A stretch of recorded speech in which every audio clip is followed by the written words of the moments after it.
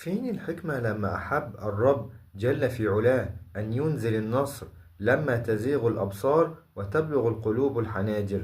فين الحكمة من كده؟ مش لكده ممكن يكون من الحكمة عشان أقول لك إن الرب جل وعلا أكثر في القرآن من ذكر معنى ممكن تسميه الثمنية، يعني إنك لازم تدفع عشان تلاقي، لازم تدفع أشياء عشان تلاقي ثمن الجنة. وللمعنى ده حكم هائلة ذكر الله سبحانه وتعالى منها ما ذكر في كتابه، ولكن المقصود هنا إنك لازم تقابل مواقف لا ينزل فيها النصر إلا بعد ما تزيغ الأبصار وتبلغ القلوب الحناجر عشان تلاقي ثمن الجنة. والله سبحانه وتعالى ذكر الموضع ده بكل وضوح في سورة البقرة.